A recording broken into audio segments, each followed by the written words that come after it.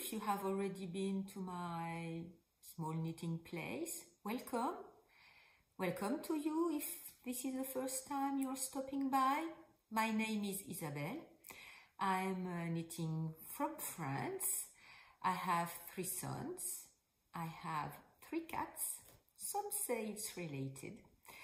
And this is my podcast where I have 2 main subjects that I collect in 2 separate video playlists. Today it's going to be my knitting adventures, a more self-centered podcast around what I have been knitting or what I have not been knitting. And every other week I try to bring you some woolly news, news around the fiber community that have caught my eye or my attention. So today it's my knitting adventures, and although I live in France and I'm French, I decided to record this podcast, this series in English, because I used to live in the United States, but that was 30 years ago, and my English is a bit gone. As far as talking, I can read and write and I can understand, no problem, but my talking is gone. So this is also some kind of a weekly exercise for me to practice my English. So if this is something that sounds good to you, please stay tuned. Well, so today it's my knitting adventures, so I'm gonna talk about what I have been working on for the last 2 weeks. And first, maybe what I am wearing. It's a very, very, very old, small shrug, something you call a shrug, that I made, no pattern, many years ago, with that lovely yarn I get from the Pyrenees in that very dark burgundy color. And so that's mohair, it's very warm, and as I had enough, I made a little scarf. It's very short, so I used all the yarn I had. And today it's, you know, the weather has been a bit on and off recently in France. It's a bit colder. So this is what the international knitting community calls sweater weather. It's not a big thing here in France. We don't have that word, but so let's go with it in its sweater weather. And I just feel cozy in my knits. The sun is not here, and it feels a bit darker. So now that I've talked about what I'm wearing, I would like to present you a finished object. This finished object will be hat for my son, my last son, whose name is Paulin. It's the Hyper knitting hat from Stephen West. Stephen West is having this big mystery call right now, the 2021 mystery call. I'm not participating. I have many things to do, not because I don't want to. I like calls, but I have too many things to do, and I'm working full time. I can't disperse myself onto several projects. So I decided I was going to knit what my sons have asked me for Christmas. So Paulin, my 3rd son, asked me, he's 21, has asked me for a beanie. He doesn't like slouchy beanies. He told me that afterwards, but fortunately this one can be worn anyway. So this is the Hyper knitting hat from Stephen West with a very big brim that you can fold. Maybe I'll sew it in place. I'll see with him once he has it. With a very interesting textured pattern that repeats around, you know, half of the beanie, and then you repeat it on the other side. So it's a very interesting, very fast knit. I knitted in, you know, maybe 4 or 5 evenings. I think he's gonna like it very much. I like it. He asked for the orange color. So I will talk to him about Gay Glass Pie, who is the iconic orange lady in the knitting community. I will leave the details below. I will talk to him about her, who has been very successful in the knitting community with, and you know, orange is her signature color. So he asked for orange. I chose 2 yarns from the Filature Fonti. One is Ambiance. It's I made a mistake last time, so maybe I'll check. So this one is 100% wool that I paired with silk mohair. It is Kid Opal in this brighter orange, and the association, you know, lights up a bit the darker orange and makes, you know, a very fuzzy and warm and comfortable feeling. So I think he will like it, he will enjoy it. So that's the only finished object I have for now, and it's a present for my son Paulin. So even though I'm not participating to the big Stephen West Mysterical, I have been knitting some Stephen West beanies. So that's the hibernate knitting hat. Here I'm gonna find it. That's the hibernating hat here from him. So yes, even, you know, I'm a little bit part of the crowd, even though I'm not in this huge event that is every year Stephen West's Mysterical. So so that's for Paulin. My 2 eldest sons, Samuel, who is 27, and Theo, who is, I have to count, 24. They both asked me for scarves. So I've casted on both scarves, and you know, I don't like to knit twice the same pattern. But I'm currently knitting a second version of a sweater I'm going to talk about because it's a bit on the back burner for now. But I don't like very much knitting twice the same pattern, and especially twice in a row. They both asked for scarves, so I chose the same pattern for them. It's from the Ensemble book from Marie-Amélie Designs, and it's the Silata scarf. So that I don't see the instructions. Okay, the Silata scarf that you can find on Ravelry. It's not called the Silata scarf on Ravelry, it's called the Silene scarf on Ravelry. I will also leave all the details below, with a very beautiful scarf with a wavy pattern that, you know, go from one side to the other side of the scarf, and it's a scarf that is pointy at both ends. It goes sideways like that. So I also chose a Filature Fonti, yarn, which is up here, Polaire. So Polaire is 50% alpaca, 50% wool. Very, very soft. So in that blue color for Theo, and in that gray color, I'm sorry, gray color. I hope it's in the right direction. Yes, gray color for Samuel. So here is one scarf, what I have done so far with, you know, these are slip stitches, a slip stitch pattern that repeats along the scarf, and I'm knitting 2 at a time because it's a bit difficult for me to knit twice the same pattern in a row. I don't like it very much. It's just my own take on it.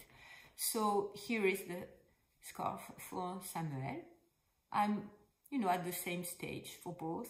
And it's not very difficult. It's not a difficult pattern. You have to focus because most of the rows you don't do exactly the same thing. There are portions you do the same things, portions you do not. So you have to be attentive to what you are doing when you knit. The fabric is very soft, very squishy. It's gonna be extremely warm. It's very, very soft next to skin, so I think they will be able to wear that next to skin. I have one issue, one big problem that has been resolved. This is what I've knitted with one ball of polyester. One ball brought me about a bit over one repeat. I think it's one repeat and a third. I don't have my notes here. One repeat and a third. When I was knitting, I was thinking, where is the bug in the matrix? Because the book calls for the 6 balls of BC Garn Hamilton Tweed 1, 6 balls. And it's this yarn is 100 meter per 50 gram. And you knit it with 4.5 millimeter needles. So is the Fonty Polaire. 50 grams, 100 meter, 4.4, between 4 and 5, no, 4.5 millimeter needles. Exactly the same weight, yarn weight, exactly the same yardage, exactly the same needle size, recommended needle size. I swatched, I got gauge, you know, not gauge, as I've said in previous podcasts. I've tried to put that word in my head because it's not something I was used to talk about when I was in the US, so I have to learn these pronunciations. So I got gauge, I swatched, and I got gauge, and I got the recommended 6 balls of yarn from the pattern. I got 1 extra ball from the gray one because there is some kind of a colorway I wanted to do with. So I said, okay, once I'm here and spending money, I will get the extra ball and I will have it, whether I use it right now or not. Okay, so 6 balls to do the whole scarf. Where is it? 6 balls. It's here.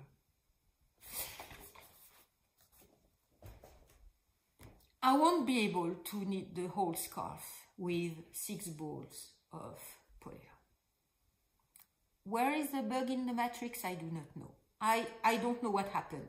I got gauge, same yarn weight, same yardage for the yarn, same needle size. When I measure what I have done so far, and the width of the scarf, it's a bit, it's 50 centimeters, I think she says. I'm 47 or 48 right now. You know, if you block it, it's gonna go to 50. So I'm not at all concerned by that. So that means I have the right stitch gauge, width gauge. When I measure what I have done so far for 1 repeat, and if I do the math to compare to what the whole scarf length will be, it's correct too. So I'm not off gauge with the pattern. I'm completely on gauge. It's gonna be a little bit shorter. So I guess if I block it, I get the what did she say? 2 meters, something like that. The finished 250. 2 meters and 50 centimeters. I'm just a bit under, if I made the calculations, 245 or something like that. So I'm not concerned. I have the right gauge for the pattern, but I will need 11 balls. So I called Filature Fonty yesterday. They were very nice. So they went to their factory shop. They understood my request, and I was saying, okay, I need, so I have 6 of these. I need 5 balls of the blue one, and I need 4 balls of the gray one. I don't recall which one. I'm buying the last 4 or 5 balls of the same dye lot. I don't recall. I think it's the blue that is this colorway. This dye lot is, I bought the last 4 balls or 5 balls. I don't recall which one. It was the gray or the blue. But anyway, she said, you have to take good care of them because we don't have any more. We don't have any more of this dye lot once you get them. So she accepted for me to place the order on the phone. And so the extra balls are gonna come sometime this week or maybe next week, I don't know. And I will have enough to finish the pattern, the scarves. I don't know what happens. Did that happen to you already? You are on gauge for the swatch. So it was with garter stitch swatch. I was on gauge. I'm on gauge for rows and stitches on the finished, the pattern, the knitted object with the slip stitch pattern and everything. And I'm totally, I have the yarn that has the same weight and the same yardage from the one recommended in the pattern. I use the same needle size. I do not know why I will need almost twice as much as was recommended in the pattern. I have no idea what happens. Does it sound familiar to you? Because I substitute very often yarns from the patterns I'm knitting. I extremely rarely knit the pattern with the recommended yarn. The only one I recall, maybe I'll have to check, is the Lawrenson Sweater that I knitted. I will knit it down below. I started it with another yarn I had bought for that, but I did not like the finished fabric when I started knitting. It was too mellow, too soft. And from what I was seeing on the pattern, it was a rather stiffer knit. So I bought the recommended yarn. I bought it from Canada at the beginning of the lockdown.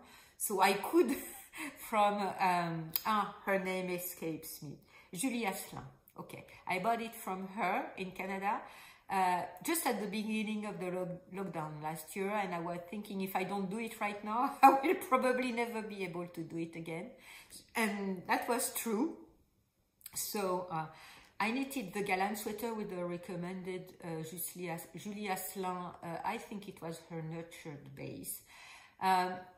That's one of the only time I've done that. I always substitute yarn. I like the pattern and I like to fantasize and associate yarns and colors and, you know, make the pattern my own. So it's something I'm used to doing, and I look at the yardage or the meters per grams because that's something that is important when you substitute yarn. Don't just, you know, rely on it's a fingering or iron or whatever. Look at the yardage, how many meters per grams or how many yardage per whatever the other units. I don't know if it's grams or ounces. It's not, you know, this is a French company, so I don't have the English. I have to, you know, I write it. I think it's yard per grams, but I'm not sure.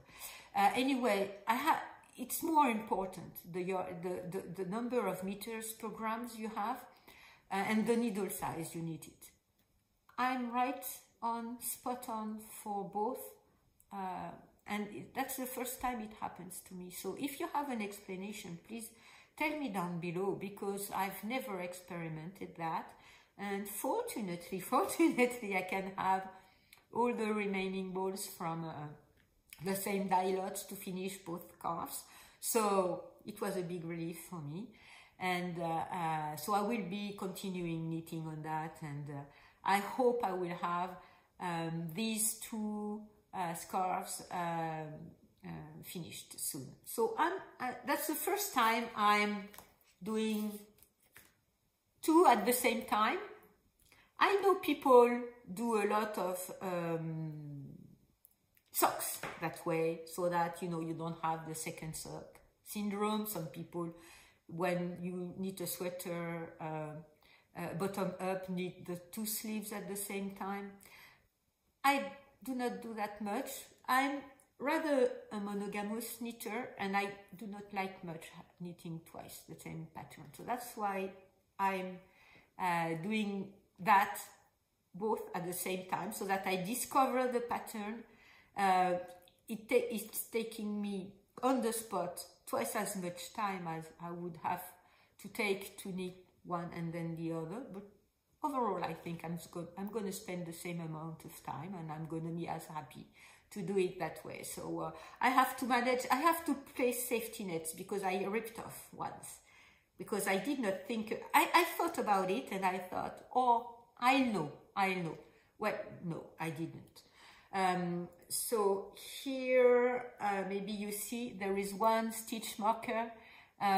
This is where I have to pick up my knitted again once I finished.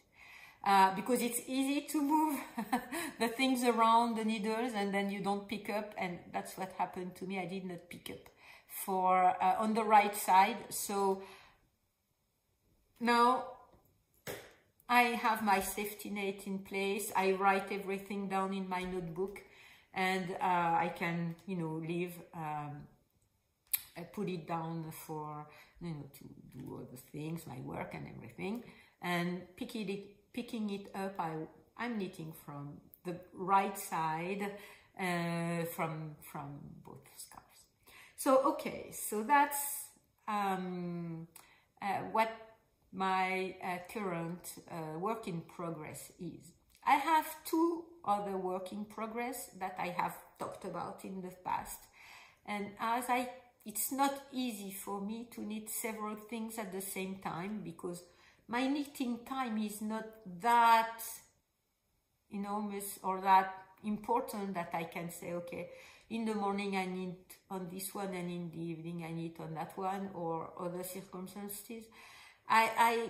You know, maybe I knit once a day. You know, I haven't been knitting this morning, and I have to go to work after I film this podcast, and I will be teaching whole afternoon and coming home late. So maybe I'll knit tonight, maybe not. So it's difficult for me to handle two knits or two objects at the same time, two patterns. I like the pattern to infuse in my head, and, you know, whatever. So my two other work in progress are still work in progress, and for now they are at a standby state. I have talked about it already. It's the Lawrenson Sweater. It's at the same spot. I left it last time I talked about it, with my handmade cake of yarn that I learned how to do when I knitted the first cake. And the second work in progress that has been waiting since last summer is the Fishbone Sweater from Neringa Roque. I'll get to it. It's still in my mind. I haven't forgotten about it. For now, it's waiting for my time to be able to dedicate to this sweater. Once the scarves are done, my Christmas knitting will be finished. So I will go back to knitting for myself. So here we are with my current finished object, work in progress, and things that are put on the back burner for now. The last thing I want to talk about today is that I adopted a sheep. I adopted a sheep for 1 year. It's a crowd farming site that offers these adoption. You can adopt a sheep, you can adopt bees, you can adopt olive trees, orange trees. You can adopt many things or animals around farmers, and I like that because it's a way to support the farmers in their own environment. They all have environmental guidelines that are, you know, that I like and fit my own requirements, or what I try to favor in my life. I can't live according to these guidelines on all aspects of my life. I drive a car, for example. But anyway, that fits into my own life very well. So it's Laine Paysanne who are offering to adopt one of their sheep. So I did it, and with the adoption fee you get an Afghan from the fleece from a sheep of the same flock, but from the year before, or I guess it's yes, the year before, because it takes quite a time to process the yarn and knit the Afghan. So we'll see when I get it. I'm sure I will enjoy it. The sheep name is Woolly. Of course, I called her or him, but I think it's a her, it's a she. I called her Woolly. I'm waiting on some news. I guess they will contact the people after the adoption period is off. I don't recall. I think it's sometime in November. And I should get pictures of the sheep and news from them. Hopefully next time I go down to the Pyrenees, they are located somewhere between Toulouse and the Pyrenees. So I've looked where I usually go. It's about two and a half hour drive. So I guess I can make, once I'm in the Pyrenees, if I manage to go next year, one-day trip back and forth to visit them if they are open, and if they can, you know, have people come during the summertime. So yeah, I'm very excited about that. When I posted it on my social media, my sister said she had adopted an olive tree and you know, bees, so that in exchange she gets honey and olive oil. One of my friends, when I posted I adopted a sheep, she said, "Oh, I've always wanted to do that." So I told her, yes, do it, please do it. And she did it. So she also has adopted a sheep from the same flock. And I'm very happy to spread that kind of word, because at our own level, we can change things. Yes, we are small little drops, a few molecules within a big oceans, but a big ocean. But, you know, change starts here, right now, with us.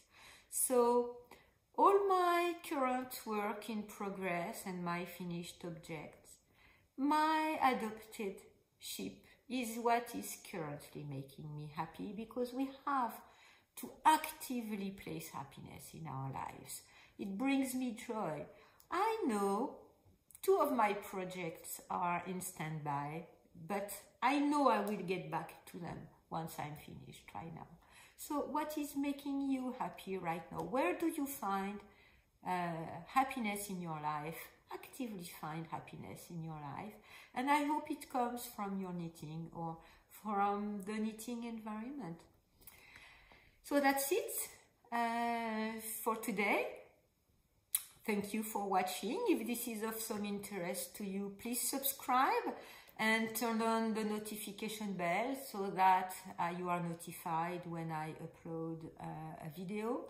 I try to schedule videos on Friday afternoon my time I'm at work at the moment, but you know, YouTube allows to schedule posting, so that way it's done.